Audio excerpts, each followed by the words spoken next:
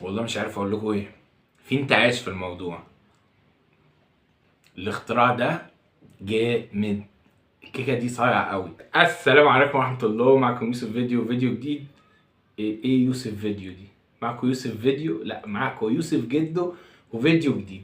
ازيكم عاملين؟ يا رب تكونوا بخير. قبل ما نبدا الفيديو صلي على النبي، ادعي لي دعوه حلوه من قلبك، انزل اكتب لي كومنت شجعني ويدعمني ويحفزني ويخليني اعمل فيديوهات اكتر واكتر. بالصلاة على النبي كده قبل ما نبدأ تنزل تحط لايك المتين على الفيديو وتكتب لي كومنت لو عايزنا نجرب منتج معين او مطعم معين او اي مكان او اي حاجة في الدنيا. انزلوا اكتبوا لي تحت في الكومنتات. في حماس في الفيديو ده. الصراحة انا ما كنتش ناوي اصور الفيديو ده، انا كنت بدور على فيديو تاني ولقيت المكان بتاع النهاردة قدامي، لقيته عامل كده شوية عروض حلوة ومنهم عرض اسمه عرض العيلة. يعني عرض ايه؟ فاميلي كده، حاجات كتير قوي. اللي عجبني ان سعرها رخيص جدا. المهم قمت جاي طالب الاوردر. الصراحه الناس ما اتاخرتش وجابوا لي الاوردر، شاب لذيذ كده هو اللي وصله لي. وتعالوا بقى نشوفوا ايه الاوردر ده فيه ايه. الله الله على الشعر، سامع الشعر. وتعالوا بقى نشوفوا ايه الاوردر ده فيه ايه. يا سلام. انزل يا ابن قلبي حط لايك متين للفيديو. قول له انزل حط لايك متين. ما خلاص اقعد خلاص. جاي كسر التليفون بوظ الدنيا كلها. المهم يا جدعان، اكياس كتير. النهارده هنجرب مكان تقريبا كده جربناه في رمضان اللي فات، وهو عصاير ابو فارس. ابو فارس طبعا من الناس القديمه جدا في المجال ده، عملت انتشار كبير الفتره اللي فاتت. فلقيته عامل عرض حلو، 2 ام علي ساده ومعاهم 2 قنبله ومعاهم 1 رز بلبن بكيكه التريليتشي. تمام. كل ده ب 100 جنيه، وده اسمه عرض العيله. طبعا العروض وارقام التليفونات كل حاجه هتلاقوها في اخر الفيديو. تعالوا بقى ايه، هو جايب 3 اكياس ماشي. نفتح بقى ايه نشوف ال3 اكياس دول فيهم ايه. يا اكيد ام علي. اوبا بقى.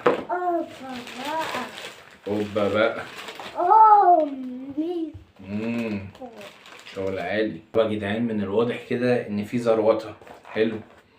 اول حاجه قابلتني مفيش معالق، نسى يجيب المعالق. تعالوا نفتحه شوف كميات ايه ظروفها، والدنيا شكلها اتقلبت كلها. افتح يا باشا. بدأت ريحة الفواكه تقل عليا. وده العرض بتاعنا يا جدعان. انا مش عارف اوريهولكوا ازاي. طبعا الحاجات دي الافضل ان هي تتاكل في المكان هناك، لان هي في الدليفري طبعا ايه يعني شويه تتلف كده. اول حاجه ده كده معانا 2 ام علي من ده، طاجن ام علي. هو الطاجن ده بكام؟ بفلوس صح؟ ب10 جنيه. العرض ده قلت لكم ب 100 جنيه. تاني حاجه بقى معانا 2 قنبله. هي حجمها يعني ايه، حجمها مش كبير بس يعني مليانه فواكه اهي. في كيوي وفي مش عارف بقى باين عندكم الدنيا دي ولا ايه. انا خايف الحاجه تتقلب. تمام. واخر حاجه معانا بقى 1 رز بلبن وعليه قطعه تريليتشي. تفتح يا عم الرز بلبن. افتح يا عم الرز بلبن، انا جيت. مش عايز يفتح. ودي شكل رز بلبن بكيكه التريليتشي. الصراحه سعر 100. خلي بالكوا العرض ده مش موجود على طول، يعني هو كاتب لفتره محدوده، فممكن يلاقيها بتخسر معاه يلم الدنيا. بس لحد دلوقتي احنا ماشيين كويس. نبدا بايه بقى؟ تعالوا نبدا بايه؟ مش عارف. تعالوا نبدا بام علي عشان دافيه شويه كده. تعالوا خدوا ايه 1 بصه كده من قلب الحدث. بصوا ده هيبقى ازاي. بصوا يا جدعان، بحبها كده وهي ناعمه وقويه، كلها حنيه. لا امسكي نفسك شويه، مش للدرجه. يلا ندوق ونقول بسم الله. بصوا ام علي دايبه، مليانه لبن، غرقانه، متحمصه كده، واخده وش من فوق في الفرن حلو. بس فيها مشكله واحده، سكرها قليل جدا، يعتبر ما فيهاش سكر. فهي عايزه ايه، تزود السكر بتاعها شويه. ويا سلام لو شويه جوز هند كده، تخلي الطعم 100. تقييم ليها اديها 7/10. يلا ندخل على اللي بعد كده. بعد كده بقى قنبله. قنبله دي بقى عشان فيها عصاير، فهي ايه اتلفت اكتر حاجه، يعني بهدلت الدنيا. وهنا من الواضح ان فيها موز وكيوي وفراوله ومانجا. وفي هنا دي كنافه، دي قطعه كنافه، وفي عصير مانجا وفي عصير فراوله.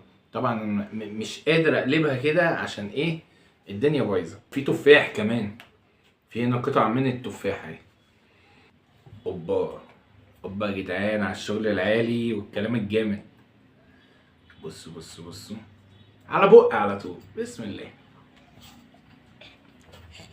اهو يا جدعان، بصوا من تحت هنا في شويه رز بلبن كده ايه صغيرين، يعني هم مش باينين قوي بس في الطعم باينين. طبعا ميكس فواكه جامد جدا، الفاكهه طازه، والصراحه القنبله هنا عجبتني. مش اوفر، لان في اماكن بتاكلها تحسها مسكره جدا، لا هنا السكر بتاعها مظبوط ومعقول. تقييمي ليها اديها 9 من 10، دي عجبتني اكتر من ام علي. تعالى ندخل بقى على اخر حاجه، ودي اللي خطفتني في العرض. تعالى ندخل على اخر حاجه. واخر حاجه معانا بقى هو رز بلبن وعليه كيك التريليتشي. وكيكه التريليتشي دي المفروض ان هي تركيه، يعني على ايه، على ما اظن يعني ان هي اختراع تركي. انا كنت بحسبها الاول ان هي كيكه بس هتيجي برز بلبن، بس بعد كده لقيته ان هو مكتوب ايه، ان هو رز بلبن وعليه الكيكه دي، فده اختراع يعني في حد ذاته جامد. بالله عليكم ما يستاهلش ان انتوا تنزلوا تحطوا اللايك. تعالوا الاول ندوق الكيكه دي من غير الرز بلبن، بسم الله. اوبا على الجمدان، في جمدان. تعالوا ندوقها بام علي كده، ام علي ايه، تعالوا ندوقها بالرز بلبن، بسم الله. والله مش عارف اقول لكم ايه، في انتعاش في الموضوع. الاختراع ده جامد. الكيكه دي صايعه قوي، فيها مشكله واحده، الكراميل اللي محطوط عليها ممرر سنه بسيطه قوي. بس لما بتاخد واحده كده بالرز بلبن، يعني كده واحده كده بالرز بلبن، هتنسى نفسك بصراحه. بصراحه انا عايز اخلصها، بس ايه، الجماهير مستنياها. قيمي ليها دي 10 من 10، عجبتني قوي. يعني تحسها حنينه كده، يعني تدخل البق الكيكه دي متغرقه باللبن. يعني زي ما بنسمع بقى في ناس كتير كل مكان بقى اللي يسميها القشطوطه واللي يسميها المقلوبه واللي يسميها كده، يعني فكل مكان بيسميها اسم، بس هي شكلها يعني شكل الموضوع جامد، فاحنا بقى عايزين نجربها من كام مكان كده. الطبق ده هديله 10 من 10. تقييمي بقى للتجربة كلها الصراحة تجربة حلوة. تقييمي للعرض، العرض برضو جامد جدا، يعني عرض تجيبه عيلة كده. الحاجات اللي انا اكلتها دي مضروبة في 2، ما عدا اللي هو الطبق بتاع الرز بلبن ده. فالصراحة انا شايفه عرض حلو قوي، و100 جنيه عليه، يعني ال 100 جنيه قليلة، العرض يستاهل اكتر من كده بصراحة. نشكر عصاير ابو فارس على العرض الحلو ده وعلى الطبق والكيكة الجامدة دي. وبس كده الريفيو بتاع النهاردة خلص. لو عجبك الفيديو بقى ما تنساش تنزل تحط اللايك المتين، تكتب لي كومنت لو عايزنا نجرب منتج معين او مطعم معين او اي مكان. اشوفكم في فيديو جديد، سلام.